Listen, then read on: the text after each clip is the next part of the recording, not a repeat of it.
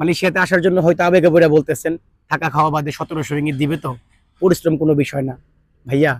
যেই জায়গায় 1700 ringgit basic 8 ঘন্টায়, সেই জায়গায় 12 ঘন্টায় বেসিক হিসাব করবে। এর বেশিও কাজ করতে হবে, 12 থেকে 14 ঘন্টা কাজ, মাসে কোনো ছুটি নাই, 30 দিন কাজ। অন্যান্য সেক্টরে 26 দিনে ওরা বেসিক হিসাব করে 8 ঘন্টা করে। এর উপরে যদি আপনি কাজ করেন সেটা হইতেছে ওভার টাইম। 1 ঘন্টা ওভার টাইমের মূল্য বর্তমান সময়ে 12 রিঙ্গিত 25 সেন্ট। হিসাব করবেন, ঠান্ডা মাথায় বুঝবেন, শুনবেন, জানবেন, এরপরে প্রবাসে আসবেন। আবেগ দিয়ে ভাইয়া জীবন চলে না। বাংলাদেশিরা মামাকাডাইতে খুব একটা কাজ করে না, করে তবে সেটার সংখ্যা খুব কম, বেশিরভাগই ইন্ডিয়ান লোক। 1700 রিঙ্গিত যে জায়গায় বেসিক, সেই জায়গায় যদি আপনার 12-14 ঘন্টা কাজ করায়, 30 দিন কাজ, বেতন দেয় 16 থেকে 1800 রিঙ্গিত। এখন হয়তো বলতেছেন কোনো সমস্যা নাই, যখন আসবেন সেই সময় হয়তো ভালো লাগবে না। এখন অনেকে প্রশ্ন করতে পারেন নাসিকান্দারে তো ভাই অনেক বাংলাদেশি কাজ করতেছে। হ্যাঁ করতেছে, তবে যাই না শুই না কেউ নাসিকান্দারের ভিসায় আসে নাই। আইসা দেখছে নাসিকান্দার বা আইসা ফাইসা গেছে। যে ফাটা বাঁশের চিবিতে যেমন বিচি আটকাইলে যে অবস্থা হয়, অনেকেরই এই অবস্থা হয়ে গেছে। এটা শুধু আমার মুখের কথা না, ভিডিওর কমেন্ট বক্স চেক করলেই বুঝতে পারবেন যে মামা ক্যাডের কাজটা কি আর বেতন কিরকম আসে। 30 দিন যদি আপনি অন্যান্য সেক্টরে কাজ করেন, বেতন আসবে মিনিমাম 3 থেকে 3500 মালয়েশিয়ান রিঙ্গিত। সেই জায়গায় মামা ক্যাডাইতে আপনি 30 দিন কাজ করবেন, কোনো ছুটি নাই। আর একটা কথা বলি, সেটা হচ্ছে ব্রেক টাইম। অন্যান্য সেক্টরে কাজ করবেন, 1 ঘন্টা আপনাকে খাবারের টাইম দিবে বা আপনার নিজস্ব রেস্টের জন্য 1 ঘন্টা আপনি নিতে পারবেন। মামা ক্যাডাইতে সেই সুযোগও নাই। খাওয়ার জন্য টাইম দিবে, খাওয়া শেষ আবার গিয়ে কাজে লাগতে হবে। সবকিছু মিলাইয়া 30 দিন কাজ, এরপরে হচ্ছে গিয়ে মাসে কোনো ছুটি নাই, এক্সট্রা কোনো ব্রেক টাইম নাই।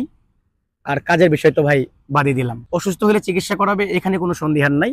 তবে আপনি যদি মোটামুটি সুস্থ থাকেন, হসপিটাল থেকে এসে আবারও কাজে লাগতে হবে।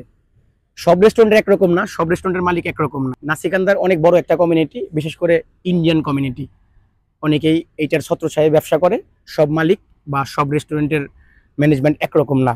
তবে বেশিরভাগ ক্ষেত্রেই ওই যে বললাম 30 দিন কাজ, 12 থেকে 14 ঘন্টা কাজ, মাসে কোনো ছুটি নাই, বেতন দিবে 16 থেকে 1800 রিঙ্গিত। যখন আপনি পুরাতন হয়ে যাবেন, 1-2 বছর কাজ করার পরে যে কোনো একটা মানে সাইডের কাজ আপনি শিখা যাবেন, সেই সময় হয়তোবা ধাপে ধাপে 100-200 এইভাবে আপনার বেতনটা বাড়বে, নয়তোবা না।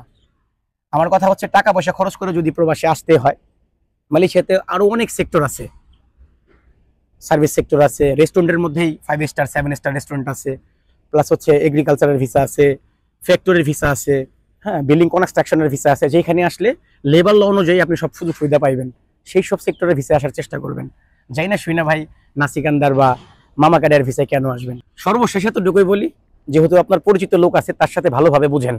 মাসে 30 দিন কাজ, কোনো ছুটি দেবে না, এক্সট্রা কোনো ব্রেক টাইম পাইবেন না, শুধু খাইবেন, খাওয়া শেষে আবার গিয়ে কাজে লাগবেন। মাস শেষে 16 থেকে 1800 রিঙ্গিত বেতন, এর বেশি হইব না। সবকিছু মিলে যদি ভালো লাগে তাইলে ভাই আইসেন। আর যদি মনে করেন না আপনার বেশি তাড়াহুড়া নাই, মালয়েশিয়াতে আবারও যদি কলিং ভিসা খুলে সেই সময় ভালো একটা সেক্টরে ভালো একটা কোম্পানির ভিসায় যদি আসতে পারেন, আমি মনে করি সেটা সবচেয়ে ভালো। এখনো মালয়েশিয়াতে কলিং ভিসা ওপেন হয় নাই, ধরে ধরেন খোলার সম্ভাবনা আছে। কবে এইরকম কোনো নির্ধারিত তারিখ বা দিন এখনো বলা যাবে না, যেহেতু মালয়েশিয়া থেকে কোনো ধরনের বিবৃতি আসে নাই।